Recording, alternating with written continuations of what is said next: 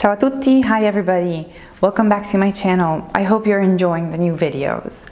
Today I want to continue to talk about pronouns. I know, a very difficult grammar concept.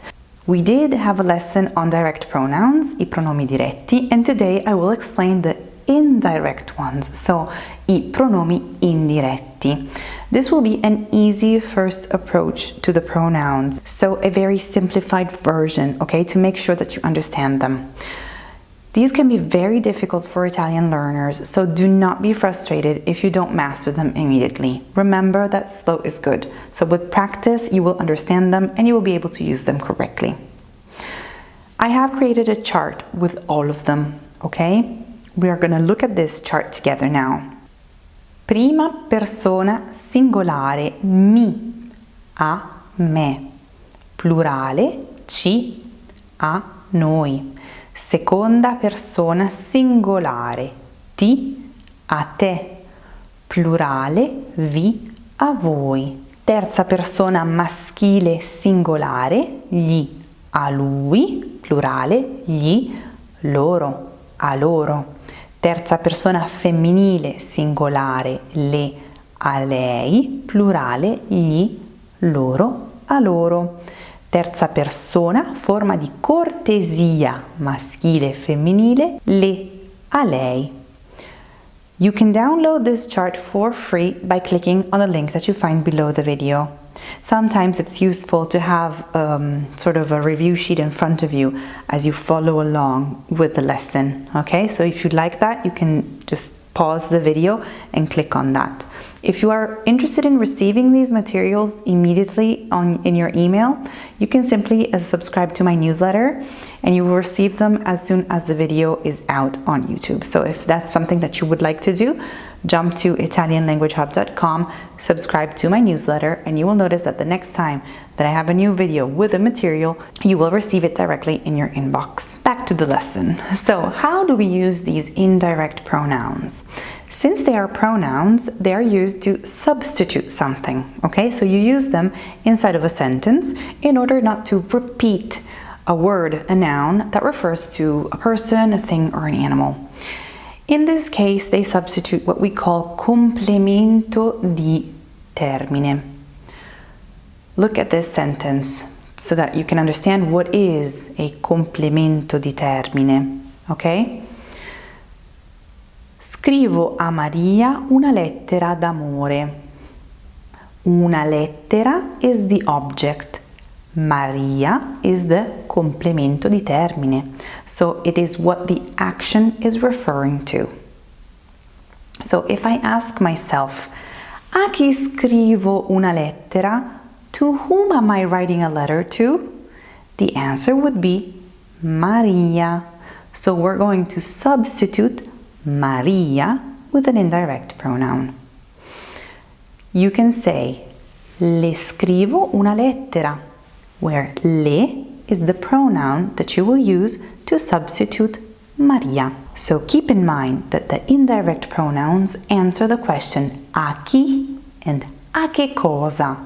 A chi, to whom, when you're talking about a person, and a che cosa, in this case, when you're talking about a thing or animal. You will use these pronouns when the verb is followed inside of the sentence by a preposition. Look at this example. Scrivo a Maria una lettera d'amore. In this case, the preposition is right after the verb. Scrivo is the verb, a is the preposition, Maria. I'm writing to Maria. Let's look at another sentence. Antonio scrive sempre a me e a mia mamma dei suoi problemi d'amore. How do we make the switch? Antonio ci parla sempre dei suoi problemi d'amore. A noi becomes ci. As you can see, you have the preposition a in the sentence after the verb scrive. Scrive sempre a me e a mia mamma, okay? So that can also give you a little hint on how to switch things around with pronouns. You can do a switch just like we did with the direct pronouns, okay?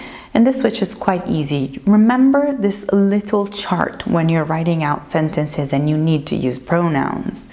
Mi is a me, ti a te, gli, le a lui, a lei, ci a noi, vi a voi, loro a loro. Let's look at some examples. Luca scrive a me, Luca mi scrive. Sara dice a te, Sara ti dice. Paolo parla a suo papà, Paolo gli parla a lui. Paolo parla a sua mamma, Paolo le parla a lei. Sabrina telefona a me e al mio fidanzato, Sabrina ci telefona. Carlo scrive a te e a Filippo, Carlo vi scrive. Martina risponde ai professori, Martina risponde a loro, Martina gli risponde. This second option is becoming very common. You will hear it very often, so grammatically it's okay to use both loro and gli with the third person plural. Just be very careful here, because if the sentence doesn't have a clear context, you might not immediately pick up and understand who you are talking about. For example, if you say Martina gli risponde by itself, you do not know to whom she's responding to. So she could be talking to one person or maybe to two people, because you could by mistake think that gli is the singular indirect pronoun and not the plural. So heads up with that, okay? Once again, this was the simplified version of the indirect pronouns. I'm giving you some information to get you started on these, okay? Review them, study them, and next time we will have a quiz also on these, just like we did with the direct pronouns. I hope the explanation was clear. If you have any doubts, please write a comment or send me an email. You'll find all the information to get in touch with me right below this video. This is it for today. Ci vediamo alla prossima. Un bacio. Ciao.